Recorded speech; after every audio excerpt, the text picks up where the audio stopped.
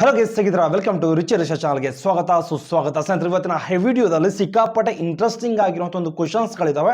ಇದ್ರ ಬಗ್ಗೆ full detail ಆಗಿ ತಿಳಿಸ್ಕೊಡ್ತಾ ಹೋಗ್ತೀನಿ. ದಯವಿಟ್ಟು ನಮ್ಮ ಚಾನಲ್ಗೆ ಯಾರಾದರೂ ಫಸ್ಟ್ ಟೈಮ್ ವಿಸಿಟ್ ಮಾಡಿದ್ರೆ ಕೂಡಲೇ ಸಬ್ಸ್ಕ್ರೈಬ್ ಮಾಡಿಕೊಂಡು ಹಾಗೆ ಬಿಲ್ ಐಕಾನ್ ಬಟನ್ ಮೇಲೆ ಕ್ಲಿಕ್ ಮಾಡಿ. ಅದೇ ರೀತಿ ನಾನು ನಮ್ಮ ಚಾನಲ್ನಲ್ಲಿ ಸುಮಾರು ದಿನ ಆಗಿತ್ತು ವಿಡಿಯೋಸ್ಗಳನ್ನ ಅಪ್ಲೋಡ್ ಮಾಡ್ತಾ ಇರಲಿಲ್ಲ. ಯಾಕೆ ಅಂದರೆ ಸಿಕ್ಕಾಪಟ್ಟೆ ಕೆಲಸಗಳಿದ್ದೋ ಅದರಿಂದ ವಿಡಿಯೋಸ್ಗಳನ್ನ ಮಾಡೋದಕ್ಕಾಗ್ತಿರ್ಲಿಲ್ಲ.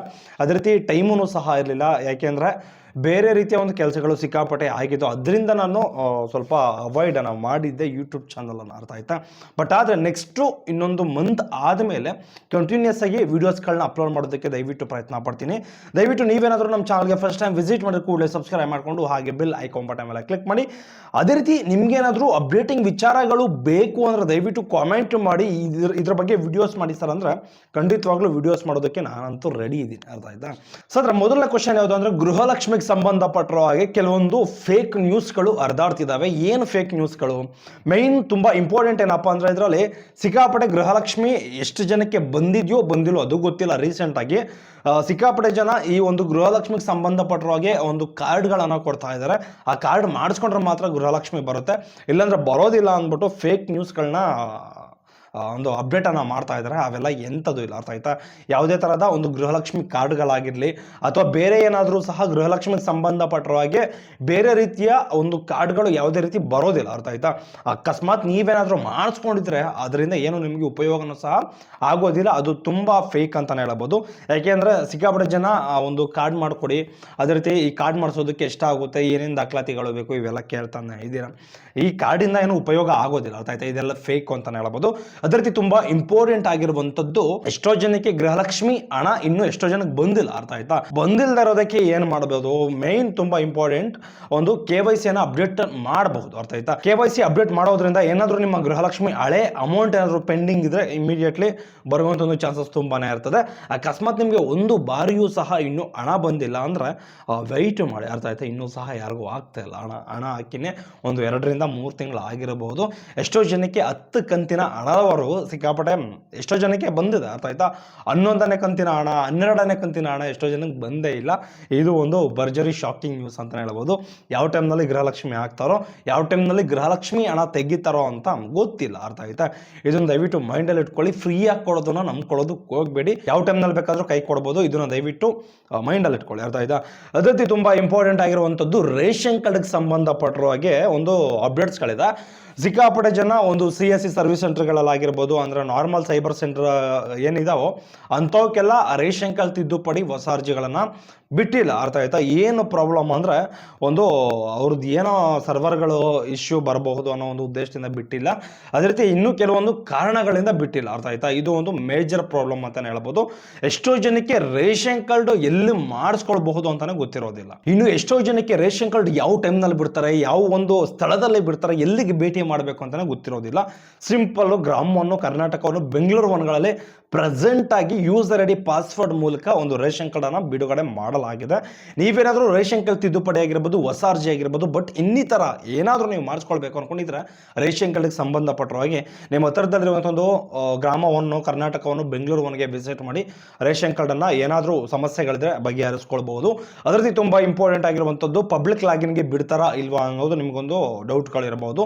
ಪಬ್ಲಿಕ್ ಲಾಗಿನ್ನಲ್ಲಿ ಯಾವ ಟೈಮ್ನಲ್ಲಿ ಬಿಡ್ತಾರೋ ಅಂತ ಗೊತ್ತಿಲ್ಲ. ಬಟ್ ಆದರೆ ನಿನ್ನೆ ಮೊನ್ನೆ 2 ರಿಂದ 4 ಗಂಟೆ ತನಕ ಒಂದು ಹೊಸ ಅರ್ಜಿಯನ್ನು ಬಿಟ್ಟಿದ್ರು. APL ರೇಷನ್ ಕಾರ್ಡು ಬಿಟ್ಟಿದ್ರು, BPL ರೇಷನ್ ಕಾರ್ಡು ಬಿಟ್ಟಿದ್ರು. ಬಟ್ ಆದರೆ ಫ್ಯೂಚರಲ್ಲಿ ಏನು ಮಾಡ್ತಾರೋ ಗೊತ್ತಿಲ್ಲ, ಅರ್ಥ ಆಯ್ತಾ ಗೈಸ್. ಈಗ ನೆಕ್ಸ್ಟು, ಈಗ CSC ಸರ್ವಿಸ್ ಸೆಂಟರ್ಗಳಿಗೆ, ನಾರ್ಮಲ್ ಸೈಬರ್ ಸರ್ವಿಸ್ ಸೆಂಟರ್ಗಳು ಏನೆಲ್ಲ ಇದಾವೋ ಅಂಥವಕ್ಕೆಲ್ಲ ಪ್ರಾಬ್ಲಮ್ಸ್ಗಳು ಶುರುವಾಗೋದಂತೂ ಗ್ಯಾರಂಟಿ ಆಲ್ರೆಡಿ ಶುರುವಾಗಿದೆ, ಅರ್ಥ ಆಯ್ತಾ. ಯಾಕೆ ಅಂದರೆ ಏನೇ ಒಂದು ಸರ್ವಿಸ್ಗಳು ಬಿಟ್ರೂ ಮುಂಚೆ ಎಲ್ಲ CSC ಸರ್ವಿಸ್ ಸೆಂಟರ್ಗಳಿಗೆ ಸಿಕ್ಕಾಪಟ್ಟೆ ಬಿಡ್ತಾ ಇದ್ರು ಸರ್ವಿಸ್ಗಳು ಏನೇ ಇದ್ರೂ ಸಹ. ಬಟ್ ಆದರೆ ಈಗ ಪ್ರೆಸೆಂಟ್, ಅರ್ಥ ಆಯ್ತಾ, ಈಗ ಏನು ಮಾಡಿಸ್ಕೋಬೇಕು ಅಂದ್ರೂ ಗ್ರಾಮವನ್ನು, ಕರ್ನಾಟಕವನ್ನು, ಬೆಂಗಳೂರು ಒನ್ಗೆ ವಿಸಿಟ್ ಮಾಡಬೇಕು. ಯಾಕೆ ಅಂದರೆ ಎಷ್ಟೋ ಜನಕ್ಕೆ ಕರ್ನಾಟಕವನ್ನು, ಗ್ರಾಮವನ್ನು, ಬೆಂಗಳೂರುವನ್ನು ಐಡಿಗಳು ಕೊಡೋದೇ ಇಲ್ಲ ಗುರು. ಇದು ಒಂದು ಮೇಜರ್ ಸಮಸ್ಯೆ ಅಂತ ಹೇಳ್ಬೋದು. ಯಾಕೆಂದರೆ ಅದನ್ನು ಪರ್ಚೇಸ್ ಮಾಡ್ತೀವಿ, ಅಪ್ಲಿಕೇಶನ್ ಹಾಕ್ಕೊಂಡು ಸರ್ಕಾರದಿಂದ ID ಪಡ್ಕೊಳ್ತೀವಿ ಅಂದ್ರೂ ಸಹ ಕೊಡೋದಿಲ್ಲ. ಇದೊಂದು ಮೇಜರ್ ಪ್ರಾಬ್ಲಮ್ ಅಂತ ಹೇಳ್ಬೋದು. ಯಾಕೆ ಅಂದರೆ ಒಂದು ಇವಾಗ ಸಿಟಿ ಒಳಗಡೆ 2-3 ಕರ್ನಾಟಕ ಅವನ್ಗಳು ಇರಬಹುದು. ಹಳ್ಳಿ ಕಡೆ ಆದರೆ ಇಷ್ಟು ಪಂಚಾಯತಿಗೆ ಇಷ್ಟೇ ಇರಬೇಕು ಅಂತ, ಒಂದು ಇಂಥ ಹಳ್ಳಿಗೆ ಇಷ್ಟು ಒಂದು ಗ್ರಾಮವನ್ನೇ ಕೊಡಬೇಕು, ಇಂಥ ಹೋಬಳಿಗೆ ಇಂಥ ಗ್ರಾಮವನ್ನೇ ಕೊಡಬೇಕು ಅಂತ ಒಂದು ಲೀಸ್ಟ್ ಇರ್ತದೆ, ಅರ್ಥ ಆಯ್ತಾ, ಅದ್ರ ಪ್ರಕಾರನೇ ಕೊಡ್ತಾರೆ. ಬಟ್ ಆದರೆ ಮೇಜರ್ ಪ್ರಾಬ್ಲಮ್ ಏನಪ್ಪ ಅಂದರೆ ಸೈಬರ್ ಸೆಂಟರ್ಗಳು ಯಾರೆಲ್ಲ ಇಟ್ಟಿದ್ದಾರೋ, ಅರ್ಥ ಆಯ್ತಾ, ಅಂಥವ್ರಿಗೆಲ್ಲ ಸಿಕ್ಕಾಪಟ್ಟೆ ಹೊಡ್ತ ಬಿದ್ದಿದೆ. ಯಾಕೆಂದರೆ ಅಷ್ಟು ಸರ್ವಿಸ್ಗಳು ಬರ್ತಾ ಇಲ್ಲ. ಇನ್ನೊಂದೇನಪ್ಪ ಅಂದರೆ ಕಸ್ಟಮರ್ಸು ಸಹ ಬರ್ತಾ ಇಲ್ಲ. ಯಾಕೆಂದರೆ ಸರ್ವಿಸ್ಗಳಿದ್ರೆ ಅಲ್ವಾ ಕಸ್ಟಮರ್ಸ್ ಬರೋದು. ಮುಂಚೆ ಹೋದ ವರ್ಷ, ಅರ್ಥ ಆಯ್ತಾ, ಸಿಕ್ಕಾಪಟ್ಟೆ ಲೋನ್ಗಳನ್ನು ಬಿಡ್ತಾಯಿದ್ರು. ಬಟ್ ಆದರೆ ಈ ವರ್ಷ ಯಾವುದೇ ತರಹದ ಲೋನ್ಗಳಾಗಿರ್ಬೋದು, ಹೊಸ ಅಪ್ಲಿಕೇಶನ್ಸ್ಗಳಾಗಿರ್ಬೋದು, ಯಾವುದನ್ನು ಸಹ ಬಿಡ್ತಾ ಇಲ್ಲ. ಇದು ಒಂದು ಮೇಜರ್ ಸಮಸ್ಯೆ ಅಂತ ಹೇಳ್ಬೋದು, ಅರ್ಥ ಆಯ್ತಾ. ಇದು ಒಂದು ಸೈಬರ್ ಸೆಂಟರ್ಗಳಿಗೆ ಸಿಕ್ಕಾಪಟ್ಟೆ ಹೊಡೆತ ಬಿದ್ದಿದೆ ಅಂತಲೇ ಹೇಳ್ಬೋದು. ಯಾಕೆಂದರೆ ಸರ್ವಿಸ್ಗಳೆಲ್ಲ ತೆಗೆದಿದ್ದಾರೆ, ಅರ್ಥ ಆಯ್ತಾ. ಇದು ಒಂದು ಮೇಜರ್ ಸಮಸ್ಯೆ ಅಂತಲೇ ಹೇಳ್ಬೋದು. ಬಟ್ ಆದರೆ ಫ್ಯೂಚರಲ್ಲಿ ಇನ್ನೂ ತೆಗೆಯುವಂಥ ಒಂದು ಚಾನ್ಸಸ್ ತುಂಬಾ ಇರ್ತದೆ. ಫ್ಯೂಚರಲ್ಲಿ ಸೈಬರ್ ಅವರು ಏನು ಮಾಡಬೇಕು ಅಂತ ಗೊತ್ತಿಲ್ಲ, ಅರ್ಥ ಆಯ್ತಾ. ಯಾಕೆಂದರೆ ಬೇರೆ ಬಿಸ್ನೆಸ್ ನೋಡಿಕೊಂಡ್ರು ತುಂಬ ಬೆಸ್ಟು ಅಂತ ನಾನು ಅಂದ್ಕೊಂಡಿದ್ದೀನಿ, ಅರ್ಥ ಆಯ್ತಾ. ಬಟ್ ಫ್ಯೂಚರಲ್ಲಿ ಸರ್ವಿಸ್ಗಳು CSC ಅವ್ರು ಕೊಡ್ತಾರೋ ಇಲ್ವೋ, ಸೆಂಟ್ರಲ್ ಗೌರ್ಮೆಂಟಿಂದ ಏನೇ ಬಂದ್ರೂ ಸಹ ಕೆಲವೊಂದು ಸರ್ವಿಸ್ಗಳು ಕೊಡ್ತಾರೆ, ಅದರದ್ದೇನೋ ಪ್ರಾಬ್ಲಮ್ಸ್ಗಳಾಗೋದಿಲ್ಲ. ಈಗ ಆಯುಷ್ಮಾನ್ ಭಾರತ್ ಕಾರ್ಡ್ ಏನಿದೆ ಅದು ಸೆಂಟ್ರಲ್ ಗೌರ್ಮೆಂಟ್ದೆ, ಬಟ್ ಆದರೆ ಕೊಡ್ತಾ ಇಲ್ಲ. CSC ಸರ್ವಿಸ್ ಸೆಂಟ್ರು ಕೊಡ್ತಾ ಇಲ್ಲ ಕರೆಕ್ಟಾಗಿ, ಆಯುಷ್ಮಾನ್ ಭಾರತ್ ಕಾರ್ಡು ಸಹ ಆಗ್ತಾ ಇಲ್ಲ. ಇದು ಒಂದು ಮೇಜರ್ ಸಮಸ್ಯೆನೇ ಅಂತಲೇ ಹೇಳ್ಬೋದು. ಯಾಕೆಂದರೆ ಈ ಥರ ಸಮಸ್ಯೆಗಳು ನೂರಾರು ಇದ್ದಾವೆ, ಅರ್ಥ ಆಯ್ತಾ. CSC ಆಗಿರ್ಬೋದು, ನಾರ್ಮಲ್ ಸೈಬರ್ ಸರ್ವಿಸ್ ಸೆಂಟರ್ಗಳಿಗಾಗಿರ್ಬೋದು, ಈ ಥರ ಒಂದು ಸಮಸ್ಯೆಗಳು ಒಂದು ನೂರಾರು ಪ್ರಾಬ್ಲಮ್ಸ್ಗಳಿದೆ, ಅರ್ಥ ಆಯ್ತು. ಯಾರ ಹತ್ರನೂ ಶೇರ್ ಮಾಡ್ಕೊಳ್ಳೋದಕ್ಕಾಗ್ತಾ ಇಲ್ಲ. ಇನ್ನೊಂದೇನಪ್ಪ ಅಂದರೆ ಸರ್ವಿಸ್ಗಳು ಬಿಡಿ ಅಂತಲೂ ಕೇಳಿದ್ರು ಸಹ ಬಿಡ್ತಾ ಇಲ್ಲ, ಅರ್ಥ ಆಯ್ತಾ. ಎಷ್ಟೋ ಜನ ಸ್ಟ್ರೈಕ್ ಮಾಡ್ತಾರೆ, ಎಷ್ಟೋ ಜನ ರಿಕ್ವೆಸ್ಟ್ ಮಾಡ್ತಾರೆ, ಪತ್ರ ಬರೀತಾರೆ, ಅಂದರೆ ಲೆಟ್ರ್ ಬರೀತಾರೆ, ಏನೂ ಸಹ ಪ್ರಯೋಜನ ಆಗ್ತಾ ಇಲ್ಲ ಸದ್ಯಕ್ಕೆ ಒಂದು CSC ಸರ್ವಿಸ್ ಸೆಂಟರ್ಗಳದ್ದು, ಅರ್ಥ ಆಯ್ತಾ. ಇದೊಂದು ಮೇಜರ್ ಸಮಸ್ಯೆ ಅಂತಲೇ ಹೇಳ್ಬೋದು.